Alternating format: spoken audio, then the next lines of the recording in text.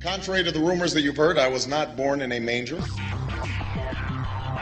I was actually born on Krypton and sent here to save the planet Earth. We cannot continue to rely only on our military in order to achieve the national security objectives that we've set. Everybody somewhere between the ages of 18 and 25 will serve 3 months of basic training. We've got to have a civilian national security force that's just as powerful, just as strong. Yes, we can. Obama's healthcare plan will include coverage of all essential medical services. Yes, we can. Obama is a cruel hoax. He works for Wall Street. He's an agent of finance capital. Where did you come up with the number $700 billion? Here's the Treasury spokeswoman's quote. It's not based on any particular data point. We just really wanted to come up with a really big number. To Democrats and Republicans who've opposed this plan, I say, step up to the plate. A few members were even told that there would be martial law in America if we voted no. Secretary Henry Paulson is no George Washington. I don't think anyone questions, Mr. Kashkari, that you're working hard. Our question is who you're working for. Obama pledged that he would resume the Security and Prosperity Partnership talks between Mexico and Canada that President Bush initiated. The old boss is starting to look a lot like the new boss. Robert Gates is going to remain on the job as defense secretary for at least a year. Plenty of sources knew about this meeting, told us and others that it was at Hillary Clinton's house, but clearly it wasn't. We've got to give them a stake in creating the kind of world order that I think all of us would like to see. We see you causing a depression so you can blow out the economy and consolidate it and bankrupt it. We know that you are enemies of free humanity, and we are here standing against your tyranny.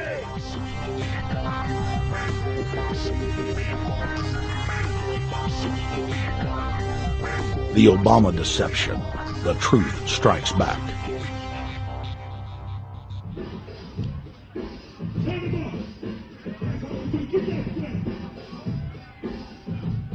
Barack is like the manager of Burger King. All presidents are, including Bush. It's like this. When your fries are cold, if your burger is not done right, you go back to Burger King, America, or your government, and you say, my burger's cold. I want new fries. First, you go to the cashier. That's the courts. You argue to the courts.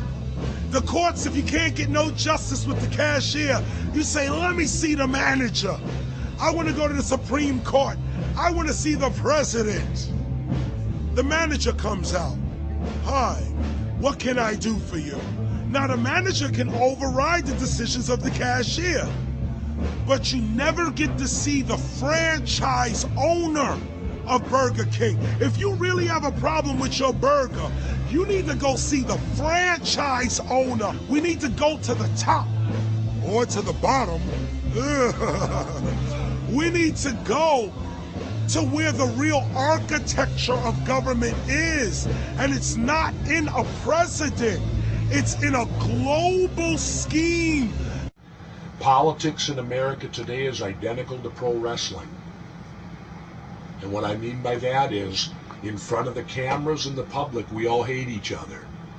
I'm going to kick my opponent's butt. I'm going to whale him from here to high water and beat the crap out of him. Yet behind the scenes, we all are friends going out to dinner. Went to dinner together.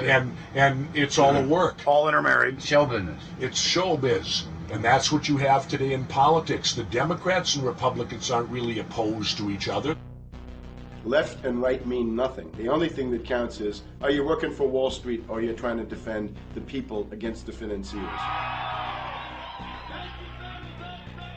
It's pretty obvious that there's some gigantic financial institutions that have been pulling the strings of politicians in this country for a long time. And just the fact that we have it set up where they can donate millions of dollars to these guys' funds, these guys' campaigns. I mean, how do we not expect it all to go bad? America in 2009 was desperate for change. The past 8 years had been a disaster. Those weapons of mass destruction got to be somewhere. Maybe under here.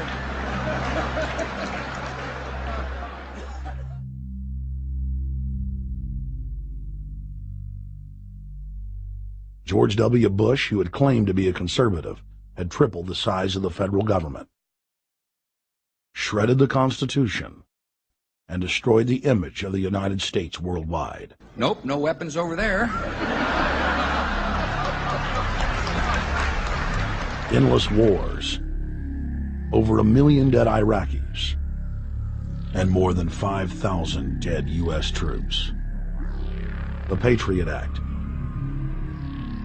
warrantless domestic wiretapping and spying, the end of Posse Comitatus, the rise of the treasonous North American Union, a deepening recession sliding towards total economic collapse. These factors and other abuses had the American people in a state of panic for their future and the very existence of the United States. The elite were in trouble. The people were beginning to see through their facade, past their front man, and to the ruling elite behind the throne. For the first time in U.S. history, both parties were universally hated. Congress had a 9% approval rating. The globalist agenda had stalled. And then, onto the scene came a man who promised change. Change we could all believe in. Barack H. Obama promised to end the war and bring our troops home fast. He pledged to uphold the Constitution and to stop the federal government from spying on the American people.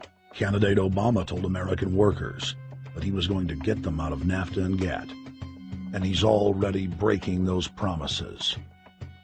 In this film, we will prove that Obama says one thing and does another, and that he works for the very same elite interests that Bush served, the very interest engineering the financial collapse and formation of a dictatorial world government.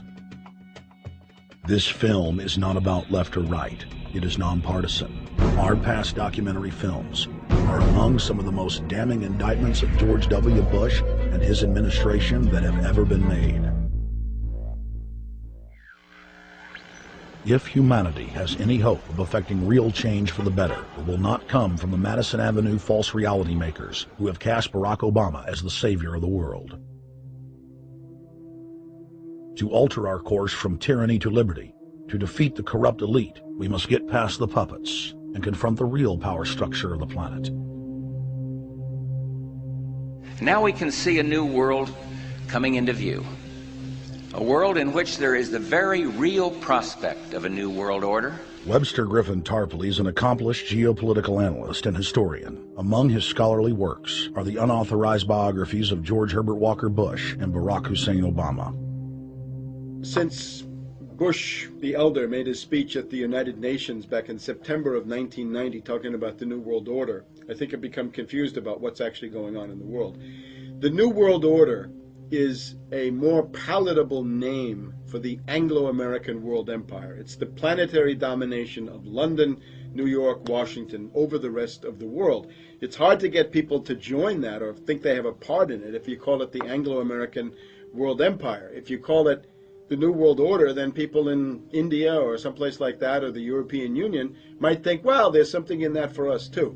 But that's not what it is. It's the Anglo-American New World Order. It's really the old world order. It's the British Empire morphing into the American Empire. The U.S.-British world empire is what you're going to get. Combines of powerful men have always battled with each other over the levers of power. Gerald Celente is recognized as one of the world's foremost trends forecasters and is the founder of the Trends Research Institute.